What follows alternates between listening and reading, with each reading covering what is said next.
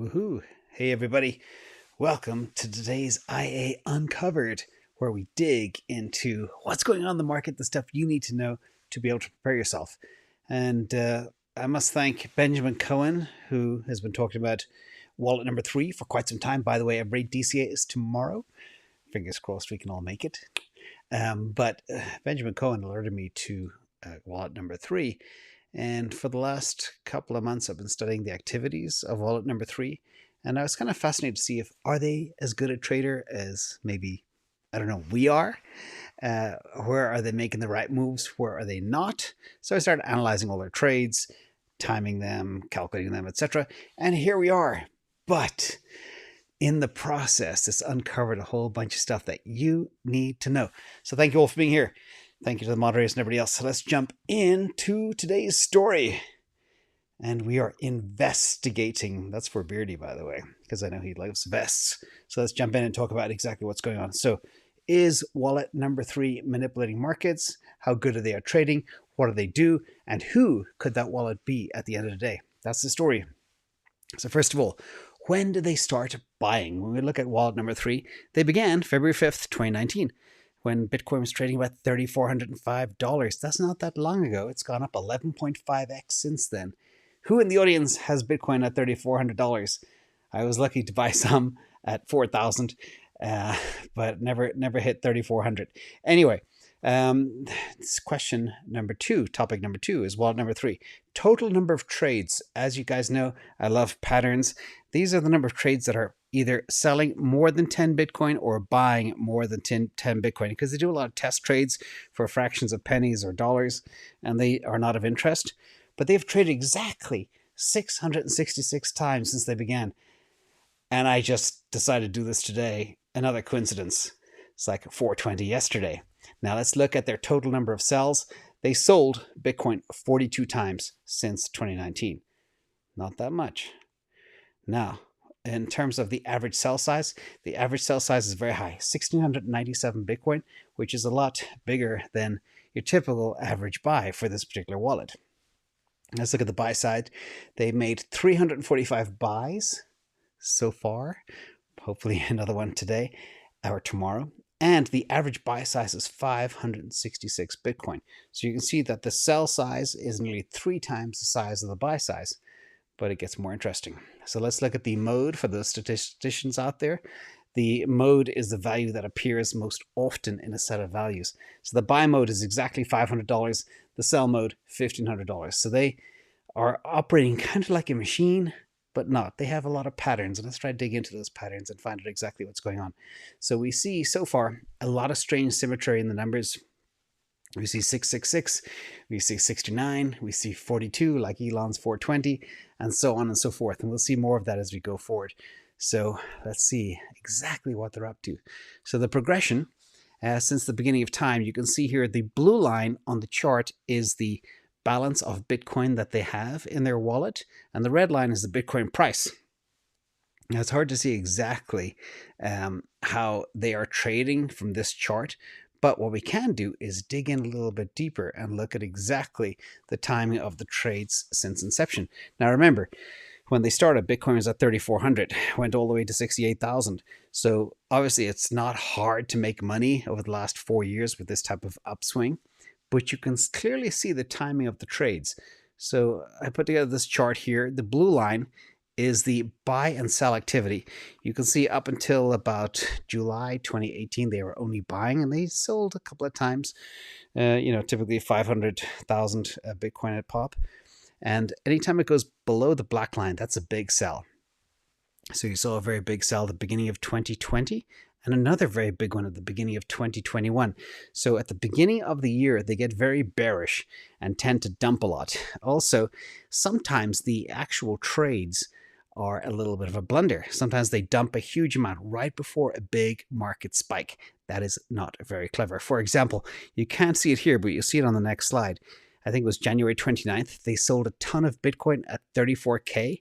That's the big blue wick down, the biggest ever. It was over 6,000 Bitcoin.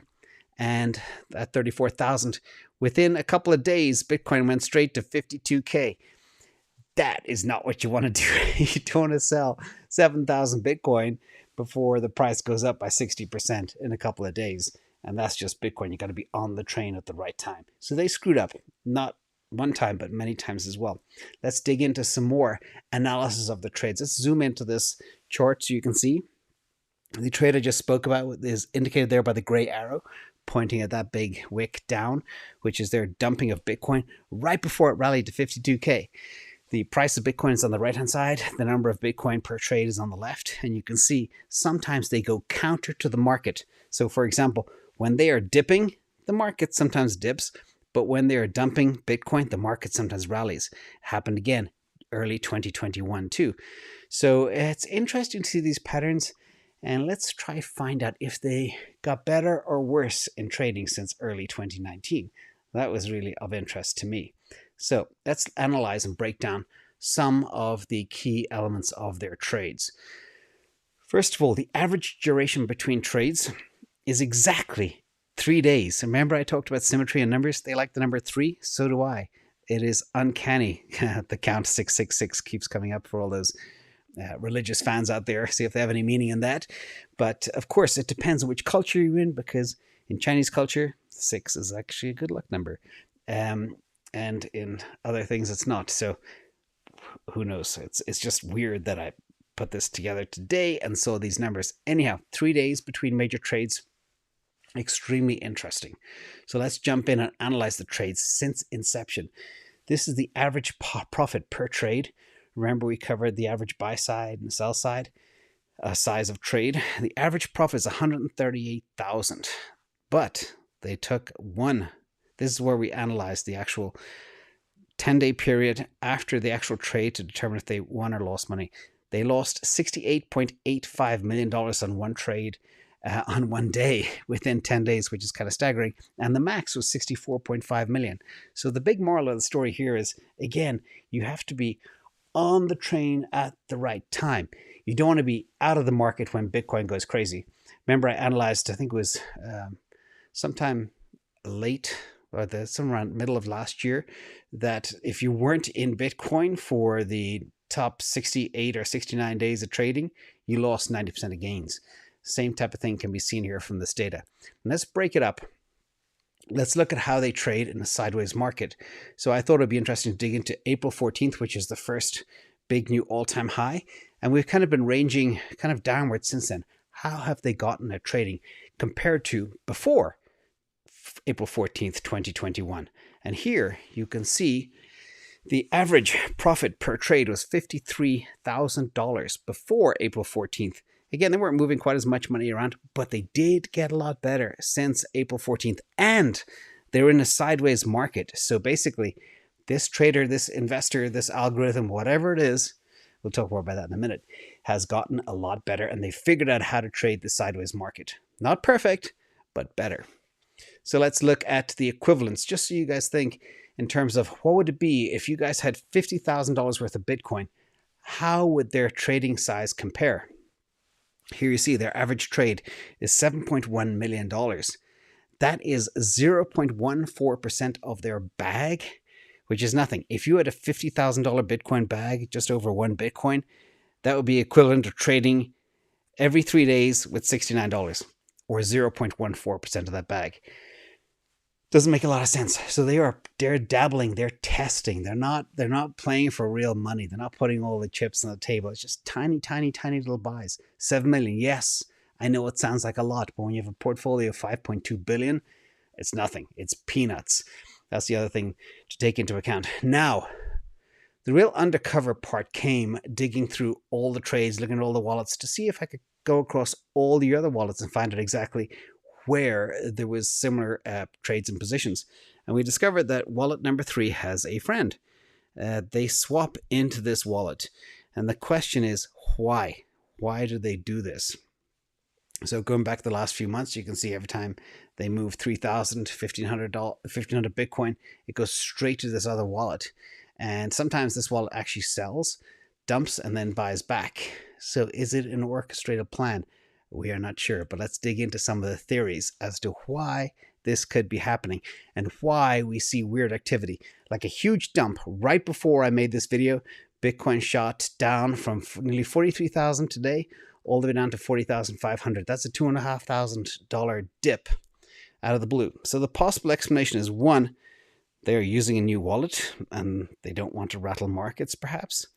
Maybe they have a partner they're helping out. Who knows? Maybe a partner they're helping out to dump the market. Who knows? Maybe it's an OTC trade. And maybe it's full-blown market manipulation. We don't know. So let's talk about our theory as to why. Wallet number 3 is using Wallet 1FC to manipulate markets. They know the market is watching wallet number 3, so it gets rattled when number 3 dumps. And the market also gets excited when number 3 buys. But they are only manipulating the price action. That is our theory. So it sounds a little bit, I don't know, I hope I don't get stuck with a poison umbrella tomorrow for talking about this stuff. But a theory on ownership, the Winklevoss twins, they claimed, I think it was on TV, in December 2017, they had 1.3 billion in Bitcoin. At that time, that was about 125 to 130,000 Bitcoin. It's approximately the size of wallet number 3. And there were also some kind of unsubstantiated piece of documentation saying that wallet number 3 could be from Gemini, the exchange. We don't know. We are not sure. We're just guessing here. But it's interesting. A lot of patterns. So maybe the theory is the Gemini twins, they do have their main stash, 130,000 Bitcoin. Maybe they're splitting it up and actively moving profits from Gemini into buying Bitcoin for themselves on top of their existing 130,000 Bitcoin. Or I'd know that maybe they're splitting into 2 wallets because they're 2 brothers. They want to split 50-50 and they've been growing their bags ever since. We don't know. Maybe it's nothing to do with the Gemini twins at all. Maybe it's just market manipulators or people just testing the markets. It could be BlackRock. It could be George Soros. It could be Charlie Munger. Who knows? Either way, very fun and interesting to look at. So if you have a theory, drop it in the comment below. We will be monitoring this very carefully. We will look at their trades. We will identify if they're trying to dump the market. I'd love to be able to see exactly how they're bringing the price down. And I know that some people do get nervous when they see wallet number 3 dumping 3,000 Bitcoin. It does temporarily go through the Twitterverse and rattle people. So hope you enjoy this. Thank you, everybody, for being in the comments. You know what to do. Hit the like, whatever, subscribe. I don't like asking for stuff. But thank you, everybody, for being here. And a big thank you for the moderators for helping us in the chat, keeping us all safe. See you all later. Bye.